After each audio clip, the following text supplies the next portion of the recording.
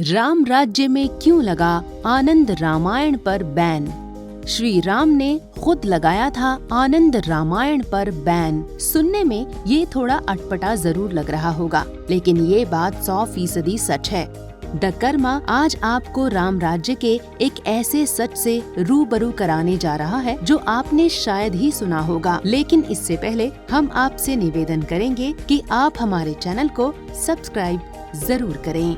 आनंद रामायण की एक कथा के मुताबिक जब श्री राम और माता सीता अपने पुत्रों और भाइयों के साथ धर्म पूर्वक अयोध्या में राज कर रहे थे, उस वक्त श्री राम के एक सिपाही ने उनसे निवेदन किया कि वो अब सेवा न करके तपस्या करना चाहता है। सिपाही की बात सुनकर श्री राम ने उसकी प्रार्थना स्वीकार कर ली और वो अपने घर की तरफ चला गया। वहाँ उसने पवित्र मन से 9 रात कल्याणदायक आनंद रामायण का पाठ किया और कुछ समय बाद वो किसी राज्य का राजमंत्री बन गया। जब राम जी के दूतों को इस बारे में पता चला तो अयोध्या और अन्य राज्यों के हजारों दूतों ने प्रसन्नता पूर्वक अपनी अपनी नौकरी छोड़ दी और वो भी आनंद रामायण का पाठ करने लगे। इस तरह राज्य सेवा छोड़कर आनंद रामायण की आराधना करने वालों की संख्या संसार में करोड़ों में पहुंच गई और देखते ही देखते सभी राज्य दूत विहीन हो गए। इस समस्या की वजह से सभी राज्यों के राजा और देवता परेशान हो गए। तब सारे राजा और देवता मिलकर इस समस्या के निवारण के लिए श्री राम के पास पहुँचे। उन्होंने ये बात रघुनंदन श्री राम को बताई। तब प्रभु श्री राम ने अपने कुल गुरु वशिष्ठ को बुलवाया और श्री राम हंसते हुए बोले, तदा विहस्य श्रीरामः समाहूय निजं गुरुं पृष्टवान् मम सैन्यानि नृपाणां चापि वै गुरु। अर्थात, हे गुरु, हमारी तथा इन राजाओं की सेना कहाँ चली गई है? क्या हुआ है ऐसा जो राज्य के मंत्री, सेना आदि सभी लोग विलुप्त हो गए हैं? अगर हमारे पास सेना, मंत्री आदि नहीं है तो पूरा राज्य, देश, समस्त संसार ही तितर बितर हो जाएगा। इस समस्या का कोई निवारण दीजिए और बताइए कि इस समस्या से हम कैसे निकल सकते हैं। श्री राम की इस बात को सुनकर कुल गुरु वशिष्ठ ने श्री राम से कहा, हे राम, आप मेरी बात का यकीन मानिए। इन सब के लिए कोई राजा, देवता या कोई असुर जिम्मेदार नहीं है। कुछ वक्त पहले महर्षि वाल्मीकि जी ने 100 करोड़ श्लोकों में आपके पावन चरित्र का वर्णन किया था।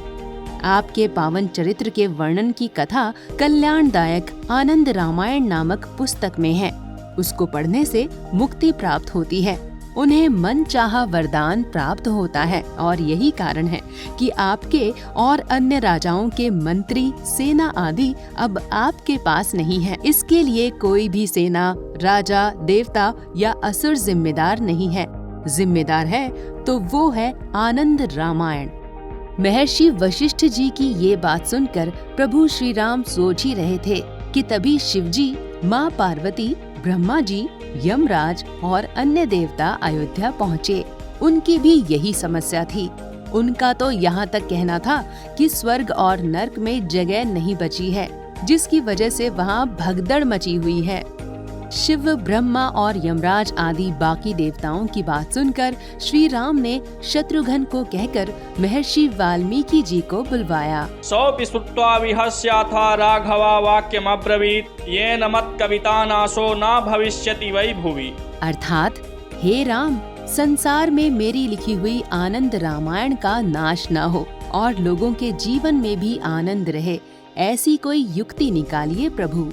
महर्षि वाल्मीकि जी की बात सुनकर श्री राम ने निश्चय किया और बोले, मेरा पूजन करते करते जिनके पास 7 जन्मों का पुण्य इकट्ठा हो जाएगा, उनकी ही रुचि आनंद रामायण में होगी। भविष्य में साधारण लोगों की रुचि आनंद रामायण में नहीं होगी। हर कोई इसका पाठ नहीं कर पाएगा। श्री राम की यही बात सुनकर सारे देवतागण और राजा प्रसन्न हो गए और अपने अपने लोकों में तथा राजा अपने अपने राज्यों में चले गए। तो देखा आप लोगों ने श्री राम कथा में कितना बल है। ऐसा बल जिससे हर इंसान मनचाहा वरदान पा सकता है। लेकिन प्रजापति ब्रह्मा ने समाज में जो व्यवस्था तैयार की है उसका भी पालन करना जरूरी है। सभी वर्ण और इंसान अपने अपने कर्मों का पालन करें।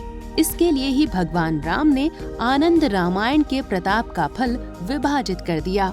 अगर आपको हमारी ये वीडियो पसंद आई हो तो इसे लाइक व शेयर जरूर करें। जय श्री राम।